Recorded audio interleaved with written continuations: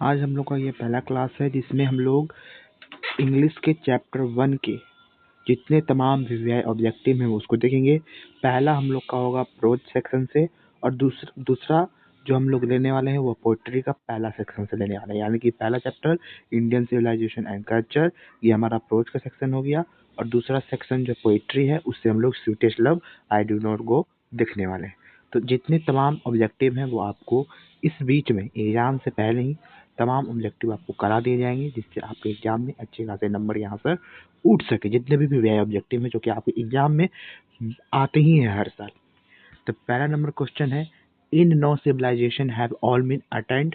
इसका सही आंसर हो जाएगा प्रीफेक्शन हो जाएगा।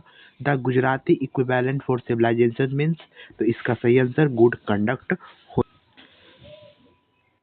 तीसरा नंबर हमारा सवाल है, civilisation is that mode of conduct which point out man the path of duty is from Indian civilisation and culture. Indian civilisation and culture आपको सीधे सीधे याद करना है यहाँ से।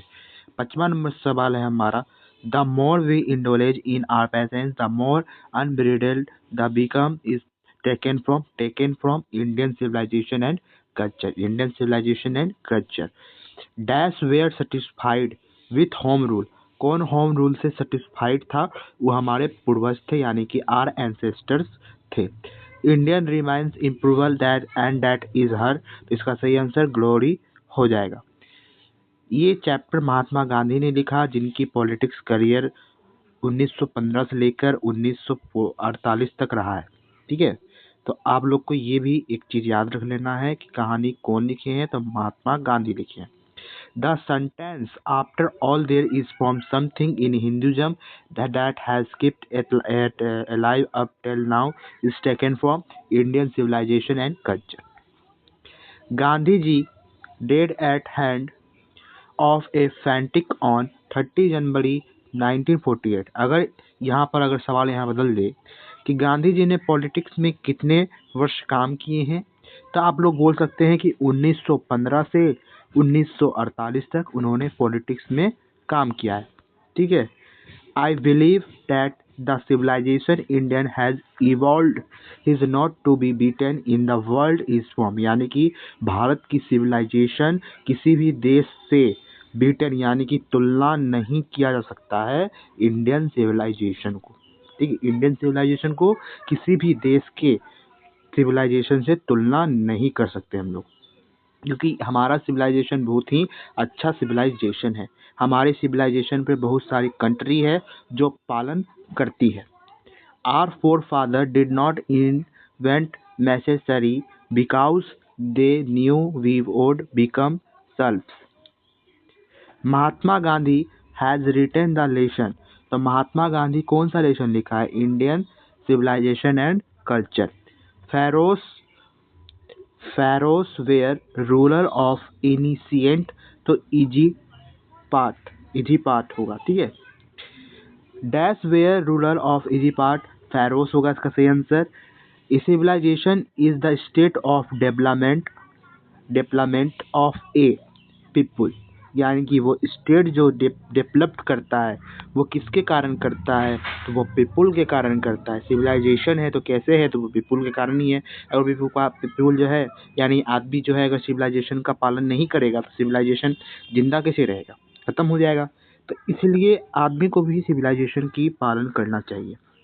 ठीक है, Europe civilisation will mean for India, Europe civilisation will mean dash for India run, यानी कि यूरोप का जो सिविलाइजेशन है वो इंडिया के ही सिविलाइजेशन पर कार्य करता है। Simple living and high thinking is the base of Indian civilisation, same चीज है। Indian glory is that it is improbable. ठीक है, अगला नंबर क्वेश्चन है, dash was a spiritual leader then a politician. Mahatma Gandhi एक स्पिरिचुअल लीडर थे। My experiment with truth was written by Mahatma Gandhi. The human mind is a restless dash the more it get the more it want, क्या होगा? Word होगा। The people of Europe learned their lesson from the writing of the men of Greece or Roman. Plain living and high thinking is the motto of Western philosopher. Western philosopher.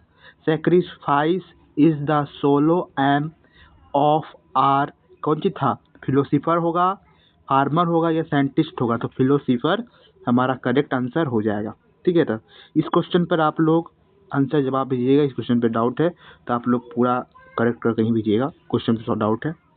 अगला question हमारा है is dad against blind imitation of western civilisation Gandhi ji. Western civilisation Gandhi ji. Dash were satisfied with small village. सीधा जवाब are ancestor पूर्वज थे। पूर्वज क्या थे कि वो छोटे से भी विलेज में वो क्या करते थे, सेटिस्फाइड थे। Has civilization taught us to be more toward on another angry our ancestors enjoyed true rule। तो कौन रूल को एंसेस्टर क्या करते थे, इंजॉय करते थे, तो वो होम रूल को क्या करते थे, होम रूल को वो क्या करते थे, इंजॉय करते थे। अगला नंबर क्वेश्चन है wealth and luxuries do not make a happy, do not make a man happy. ठीक है, man happy. Gandhi ji went to Champaran in होगा 1916 1916।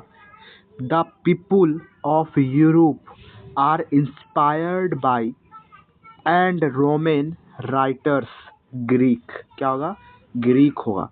The invention of proved a milestone in our development fire. क्या होगा, fire. Observing all these our ancestors dissuaded us from luxuries and pleasures is from Indian civilization and culture। Civilization point out to men the path of duty, the path of duty। To observe morality is to attain mastery over mind and passions। The mind is a restless bird which always remains unsatisfied। Happiness is largely a mental condition। Mental condition। Mahatma Gandhi was more a spiritual leader। I am thankful. I am thankful to the West for many a thing I have learned from Western literature is taken from Indian civilization and culture। Our ancestors dissuaded us from luxuries and pleasures। People in ancient days were satisfied with village. Our forefathers saw that kings and their swords were inferior to the swords of ethics। अगला number question है हमारा in ancient day common people followed. इसका सही answer हो जाएगा agriculture. Modern civilization is the worship of material. Indian civilisation and culture has been written by Mahatma Gandhi. In ancient day the common people enjoy true home rule। The tendency of Indian civilization is to evade हो जाएगा हमारा moral beginning।